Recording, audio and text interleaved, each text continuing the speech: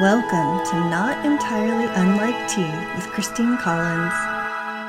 Hey there, it's Christine Collins, and today I thought it would be fun to talk about an experience that many of us have had along the way, which is when we struggle to self-motivate or to transition from one task to another, or to get up the momentum to get going with something. Now, this is not uncommon for neurodivergence. It is not uncommon for things like ADHD and autism in some ways, and of course this varies across different people, but many of us can relate to this whether or not we are neurodivergent. And today I wanted to take a particular focus on one of the things that can make this struggle more challenging. And that is when we've had an early on experience of very severe external anxiety-driven motivation, meaning that there was a strong component of external punishment, whether this happened in our childhood or even in our adulthood, and that could come in a variety of forms, everything from experiences in childhood with parents or teachers or school systems, or as an adult it may have happened in the work environment where there were very harsh external circumstances for not doing specific things. Most of us have experienced that somewhere in our world. So here are some interesting things to understand better about how this can impact our ability to develop our own internal motivation system. So dopamine isn't just purely about pleasure. We often talk about things like getting a dopamine hit from doing things like social media scrolling and various other activities. But it's also connected to motivation and anticipation of reward.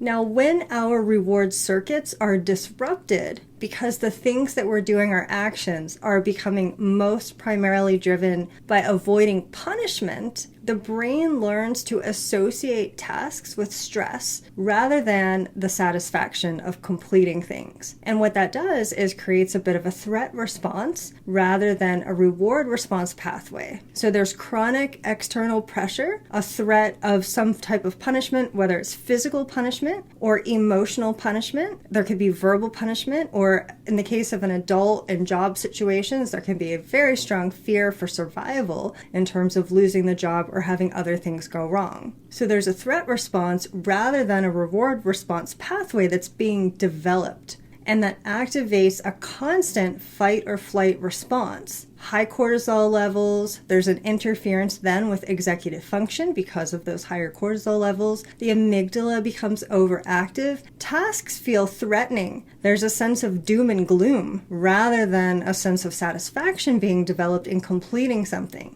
And then, because of that heightened threat pathway that's been activated, decision-making shifts from our prefrontal cortex, which is the more rational portion of our brain, to the limbic system, which is more about emotions and survival. Now, in order for us to build a natural internal motivation, we need the ability to explore cause and effect, to kind of see what happens if I don't do this. There's a sense of personal agency, a sense of natural consequences, and an understanding of how things work. There's also a building of competence through choices. Now, when we have a lot of external punishment and a very high level of threat, again, regardless of where that threat is coming from, those natural learnings of understanding how the natural things unfold are replaced with artificial consequences. And it's solely fear-based rather than becoming an interest-based or satisfaction-based decision or action.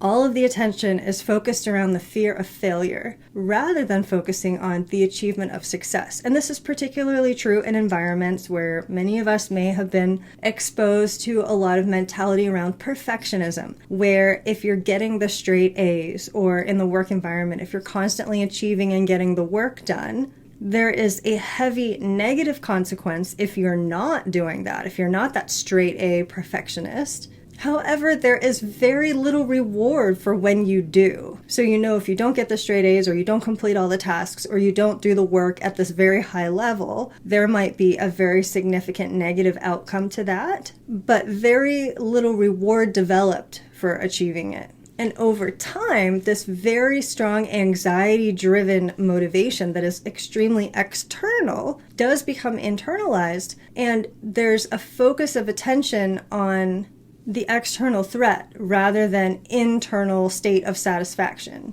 And it actually teaches us to ignore our internal signals where we can experience satisfaction, or even our own internal cues of dissatisfaction. It becomes solely focused on the external motivation system rather than teaching us to develop our own internal motivation system. What happens next is when we remove that external motivation system, so we leave the job or we grow up, we move away, we are shifting away from the thing that was driving us while having failed utterly to develop our own internal motivation system. And that can make it particularly challenging to then find ways to self-motivate to do those same tasks. So the same things that we may have been extremely competent at when we had all of that external motivation that was fear-driven and anxiety-based, we now find ourselves having to develop from scratch our own sense of a motivation system.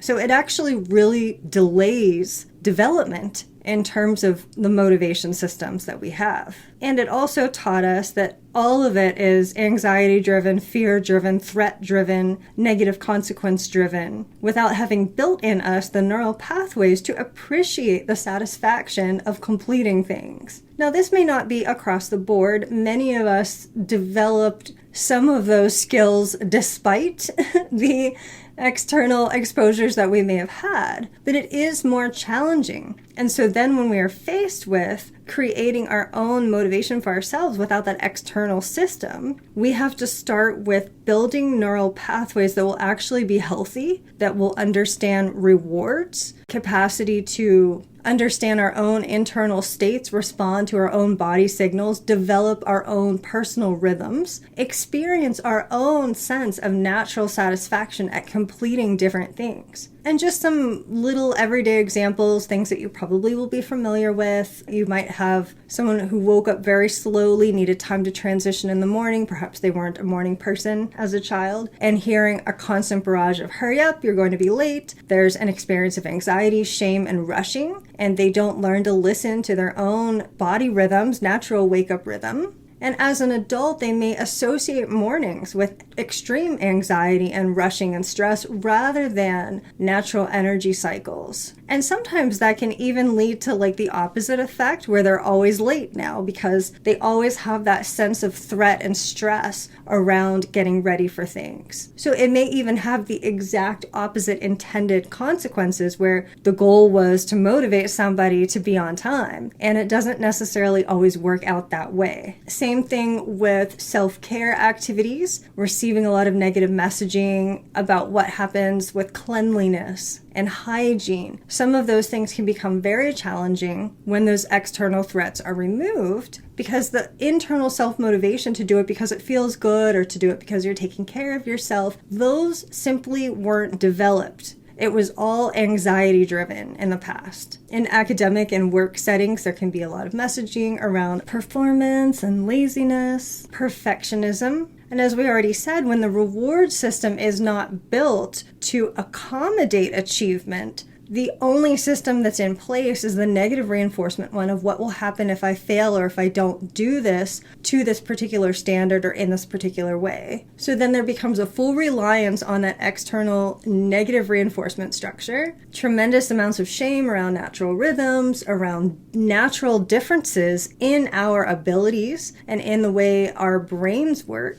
And then when we are left to our own devices without having built those neural pathways, there is just a ton of self-criticism. Why can't I just do this one simple thing? And then the tasks start piling up. There's a creation of even more overwhelm. There can be a sense of a freeze response, and things can become quite irregular, whether that's to do with sleeping, eating, ordinary hygiene tasks, or work-related or academic-related tasks. The same can happen in terms of things like exercise, where it was very externally motivated, and perhaps in addition to that, there was a ton of shame put in around what happens if you don't. You're lazy, you're a slob, you're a sloth, all of these different pieces of language that may have been used or perhaps even just implied. Sometimes the outright message doesn't need to be so explicit for us to take that in and internalize it as a belief system. And what that does is creates a sensation of should around exercise instead of enjoyment, and it's another task to be completed, as opposed to appreciating the feeling in your body and the sense of well-being and the sense of taking care of yourself, taking care of your own health, developing yourself in positive and constructive ways. We don't get those neural pathways built for that sense of satisfaction and achievement that is internal, rather than that external judgment from society or from whomever, if it was from a specific person. And by the time we start to develop these neural pathways for ourselves, there can be like this exhaustion from masking all those years in an effort to comply with that external system. The social battery gets drained, there's constant self-monitoring. And the answer is not more external systems. A lot of times I hear people say things like, I need more accountability because I'm not getting things done. And that's not to knock some of the compensation things that people have come up with if they work. But I think it is worth just reflecting for a moment about some of these things, because if we continue to seek out the external reinforcement motivation system, we are just perpetuating that same sense of, oh, another person knows I didn't do the thing, so now I'm back to that anxiety-driven motivation for myself again, rather than working to develop my own internal motivation system of satisfaction and reward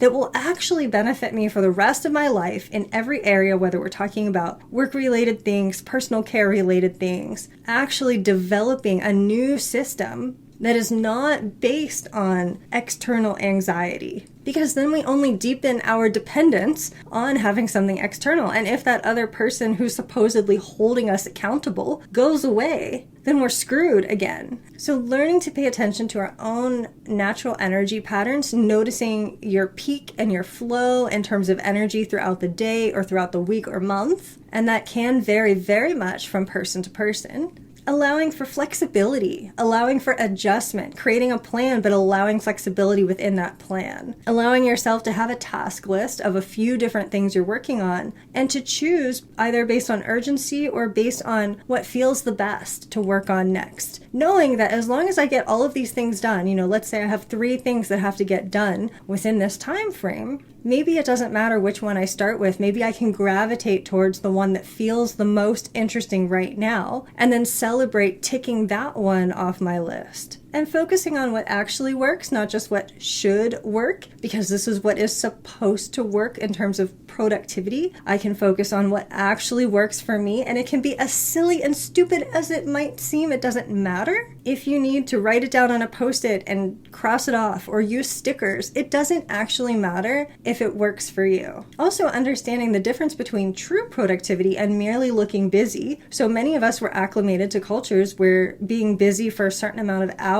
per day was how you were measured. And actually shifting to understanding what is getting produced, created, or finished, as opposed to how long did it take to get it done. A lot of observation and just noticing things, just simply noticing how you're feeling as you go through different tasks can be incredibly valuable. Noticing if there are certain things that are already working. So you always do this task because it's located next to another thing that you're doing already. Habit stacking, making things easier and more seamless for yourself by placing items in a location to make it as easy as possible to just move into that task. So something as simple as brushing your teeth, if it's a challenge to get it done, having everything laid out ahead of time so that when you walk past that sink, it's almost impossible not to just jump in and complete it, even if for nothing else than the desire to put away the things. And it can often be helpful to just start small and perhaps start out with I'm just going to do this for 1 minute. And by the time you sit down to get started, you get involved in it and then you don't want to quit after 1 minute. Having standards for your own level of a full energy day version of what you can get done versus a low energy day version or an extra busy day version. So my ideal day on an average day, these are the things that I'm able to usually do. If I'm extra tired, extra busy, or stressed, or I'm having an emotional overwhelm for whatever reason, here is the lesser level that I can complete today, and I'm okay with that part. And really having a strong sense of imperfect execution